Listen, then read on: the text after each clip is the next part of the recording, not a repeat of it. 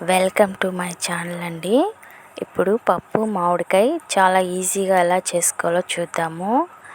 పెసరపప్పులో నీళ్ళు పోసుకొని పచ్చిమిరపకాయలు, కొన్ని ఆనియన్స్ ముక్కలు వేసుకుందాం. ఉల్లిపాయ ముక్కలు చాలా సన్నగా కట్ చేసుకుందాం. ఇప్పుడే మనం టమాటా కూడా వేసేసుకుందామండి. అప్పుడే అవి చాలా బాగా ఉడుకుతాయి మెత్తగా.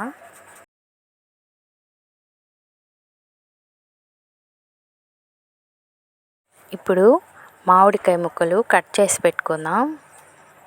కొంచెం మరీ చిన్నగా కాకుండా మీడియం సైజులో కట్ చేసి పెట్టుకుందామండి.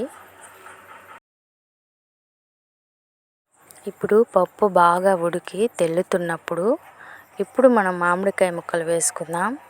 లేకపోతే అవి బాగా ఎక్కువ పులుపు వచ్చేస్తాయండి.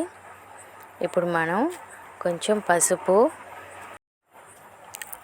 పసుపు, కొంచెం చింతపండు ఇప్పుడే వేసేసుకుందాం. చింతపండు కొంచెం సరిపడినంతే వేసుకోండి, ఎందుకంటే మనం మామిడికాయ వేసుకుంటున్నాం కాబట్టి పులుపు అడ్జస్ట్ అయిపోతుంది రెండిటితో.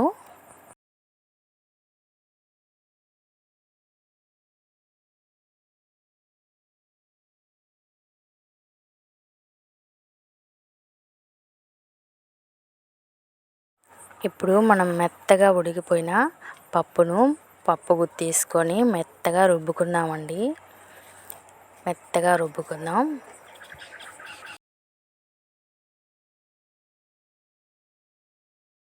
ఇప్పుడు మనం బాగా రుబ్బుకున్న పప్పుని తాలింపు చేసుకుందాం. ఒక ప్యాన్లో ఆయిల్ పోసుకొని ఆవాలు, ఆనియన్స్ చిన్న ముక్కలుగా కట్ చేసుకొని, కొంచెం ఎండుమిరపకాయలు ఊరికే తుంచినవండి, ఎండుమిరపకాయలు, కొంచెం కరివేపాకు వేస్తే ఇంకా చాలా టేస్టీగా ఉంటుంది. కొంచెం జీలకర్ర కూడా వేసుకుందామండి. ఇవి చాలా బాగా బ్రౌన్ కలర్ వచ్చేంత వరకు కూడా వేసుకొని మన పప్పులో వేసుకుందాం.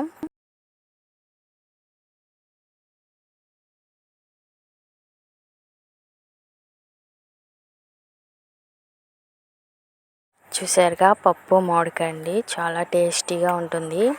దీంట్లో మీరు తగినంత ఉప్పు రుబ్బేటప్పుడు వేసుకోండి.